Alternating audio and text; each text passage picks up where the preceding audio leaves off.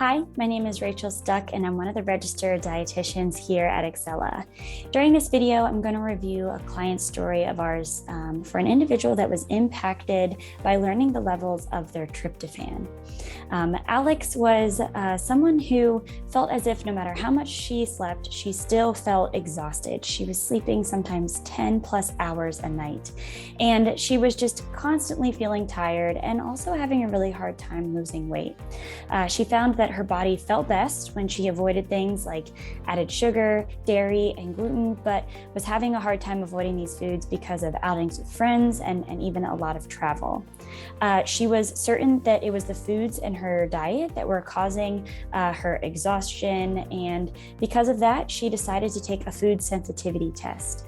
But when she received the results, felt really overwhelmed and thought, how could I possibly avoid all of these foods that are listed in my results as foods that could potentially be trigger foods for me? She then decided to test her hormones, which upon testing her hormones, she fortunately found that they all came back normal, but was still looking for answers. After her food sensitivity test and her hormone test left her feeling confused and kind of unsure of where to go next, she came to Ixcela looking to better understand her gut, because she knew that the gut microbiome played a role in potentially food sensitivities, as well as exhaustion and even her struggle and inability to lose weight. So Alex's results reflected that her tryptophan was below optimal level, which reflected that the nutrients in the diet needed to be supported, or that they weren't fulfilling the body's needs. Upon reflection, we found that Alex was someone who often skipped breakfast, or would even just skip meals, whether it was related to trying to stick to a certain calorie goal, or just got busy doing odds and ends. And with that, we found that she often wasn't including a lot of protein-dense foods. And even on the dinners or lunches that did include protein-dense foods, she was including a really small serving, again, trying to stick within that calorie limit. So to support her protein intake, we made some changes. First being, we reintroduced breakfast, specifically a breakfast that was very high in protein. Those protein-dense foods were recommended to support her tryptophan, because tryptophan is an amino acid, and amino acids are the building blocks of protein. So readily available in a variety of protein-dense foods.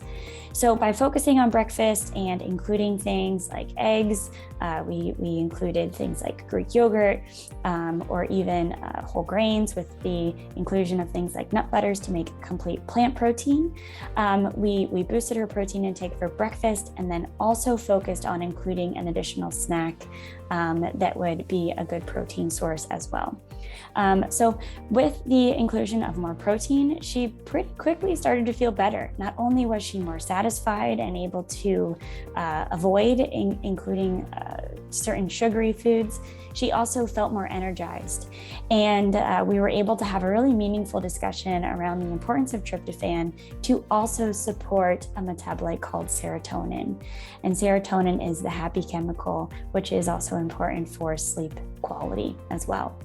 So after several weeks of including more protein-dense foods, she noticed that she was able to feel more energized by just getting that 8 to 9 hours of sleep instead of feeling exhausted after that 10 plus hours. She also found that although she felt as if she needed to avoid things like dairy and gluten, that she was okay to include some of those foods as long as it was within moderation. And even that her sugar cravings decreased as well, and that she was just more satisfied from her meals by including more protein-dense options. So again, tryptophan being a very important metabolite, not only because it reflects the nutrients in the diet, but it also supports some of the other metabolites that Ixcela tests.